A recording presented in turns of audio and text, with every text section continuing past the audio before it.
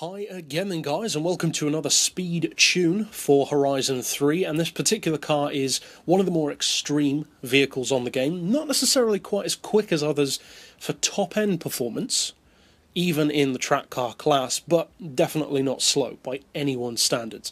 It's the Ariel Atom, of course, the 500 V8, that's the version that we have on the game, and I do actually have a couple of different versions of this tune, this essential underlying upgrade setup, available on my storefront. So if you want to get that, either version of it that is, you can use the keywords down below to find that. If, however, you want to do it yourself, then of course you do have options.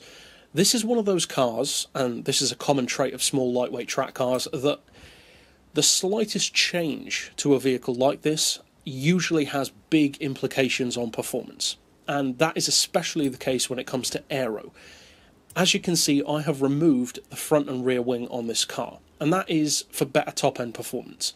One of the tunes on my storefront has that. The other one does have the front and rear wing, so it's not quite as quick, it's around 6 miles per hour slower, but of course you have a big advantage potentially on twistier circuits. So it depends what you want and what you need, which is why I said, of course, it's down to personal variation. Now, I would recommend the V8 conversion, 6.2 litre. As far as the drivetrain, of course, I'd recommend all-wheel drive. Some people might not want that on this car, but if you're not opposed to it, I would recommend it. It gives you great launch and helps you to get more of that power down effectively. Of course, you want the twin-turbo upgrade. Aero, as I already said, that's dependent on what you need, whether you want the front and rear wing, etc. Upgrade the tyres, lower the weight, increase the power, you know, all that kind of stuff. As far as the tuning, though, to unlock more of the car's potential, this is, of course, the low aero model, which is the quicker of the two overall. And as you can see, 256 flat out. The version with a front and rear wing does around 250. So it's not that much slower, all things considered.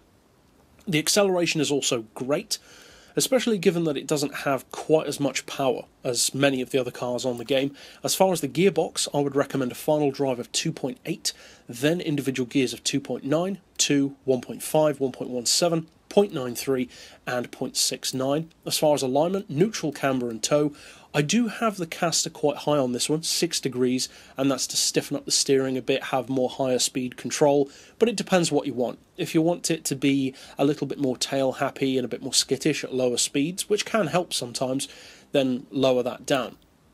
As far as anti-roll, we've got those on 17 and 22, springs on 55 and 121 with the lowest ride height, dampers on 8, 16, 4 and 7. Aero, of course, doesn't apply, but if you do decide to fit the front and rear wing, or leave them on, in other words, you'll have to decide for yourself whether you want to increase it for the sake of handling or lower the settings for the sake of speed. You do, of course, have the option. And as far as the diff, we've got 100% on acceleration, 0 on decel, and for this particular car, an 80% split in favour of the back end, which gives you that 20% going to the front for increased launch and grip, and at the same time, enough of a tail-happy nature to keep it fun, to allow it to drift, and to prevent it from becoming too heavy through the corners. But either way, if you decide to follow this tutorial and make some variation of it, or if you get the non-aero version or the aero version, whatever you choose to do, obviously I hope you have a lot of fun with it and enjoy racing it. But that's it for this build overall, and I'll see you guys next time. So for now, as always, thanks for watching.